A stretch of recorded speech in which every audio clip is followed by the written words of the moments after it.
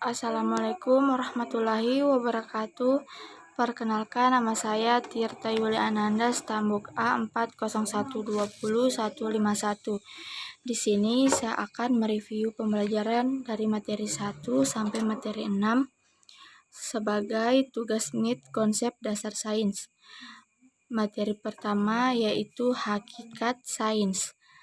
Apakah sebenarnya IPA itu? Pengertian sains atau IPA mengalami perkembangan dari zaman ke zaman.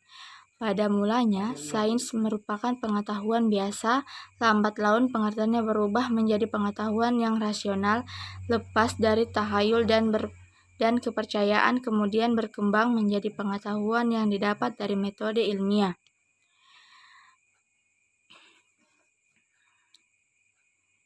Hakikat sains memiliki 4 unsur utama, yaitu sikap, proses, produk, dan aplikasi.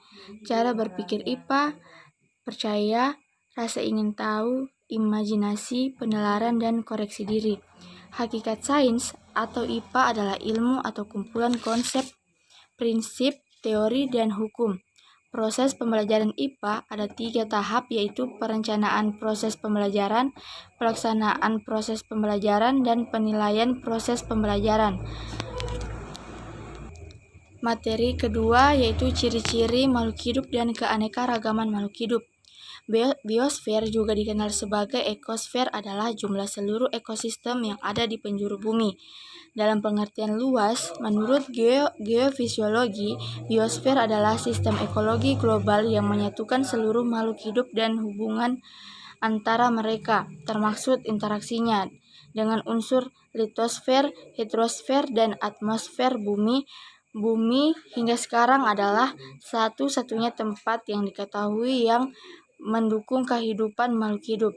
Adapun ciri-ciri makhluk hidup yaitu memiliki sel, mempunyai bentuk dan ukuran, melakukan aktivitas kehidupan seperti tumbuh dan berkembang, metabolisme, berkembang biak, melakukan adaptasi, dan lain-lain. Adapun satuan dalam biosfer yaitu individual, populasi, komunitas, ekosistem, bioma, dan biosfer. Asal mula kehidupan di bumi memiliki beberapa teori, yaitu teori abiogenesis, biogenesis, kosmozoa, kimia, dan biologi. Keanekaragaman makhluk hidup, biodiversitas adalah jumlah dari semua jenis binatang, tumbuhan, jamur, bakteri, dan organisme yang hidup di atas bumi dengan variasi habitat di mana mereka tinggal. Biodiversitas hayati dalam pemanfaatan mencakup semua bidang dari produksi makanan sampai riset. Biodiversitas dipengaruhi beberapa faktor, yaitu faktor lingkungan, biotik dan abiotik, faktor sejarah geologi, faktor hambatan, dan faktor genetik. Biodiversitas di Indonesia memiliki luas Indonesia hanya 1,3% luas permukaan bumi, tetapi memiliki 10% jenis-jenis tumbuhan berbunga, 12% mamalia, 16% reptil dan amfibi, 17% burung, 25% jenis ikan yang di bumi. Adapun pengelompokan tumbuhan yaitu divisi, subdivisi, klasik, ordo, famili, genus, dan spesies. Pengelompokan hewan yaitu filum, subfilum, klasik, ordo, famili, genus, dan spesies. Faktor penyebaran makhluk hidup, faktor lingkungan yaitu abiotik, tanah, air, dan iklim. Biotik, lingkungan makhluk hidup itu sendiri. Faktor benua, faktor hambatan penyebaran.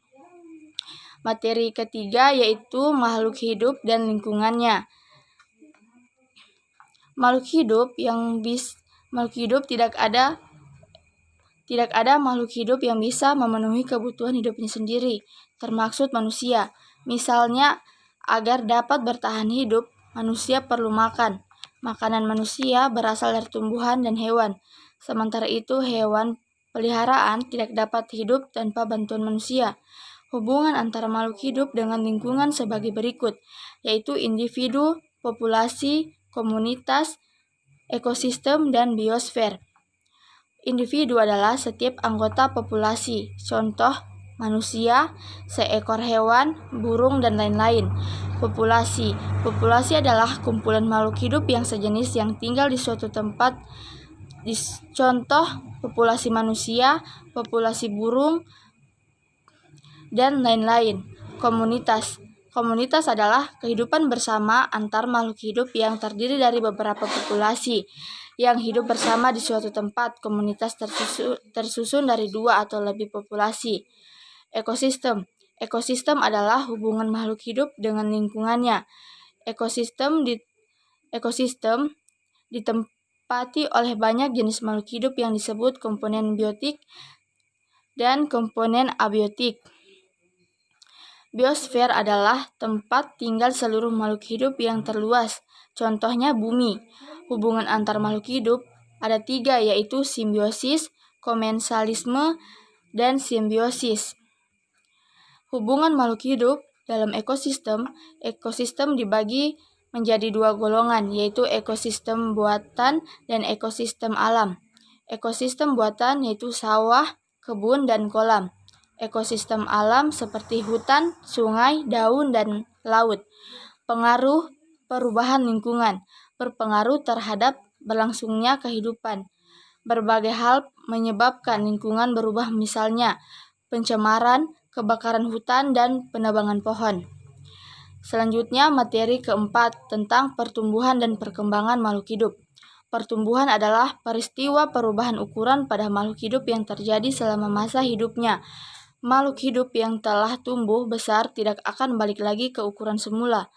Perkembangan adalah suatu proses perkembangan makhluk hidup menuju tingkat kedewasaan yang ditandai dengan adanya perubahan struktur dan fungsi masing-masing organ tubuh hingga perubahan yang terjadi semakin kompleks.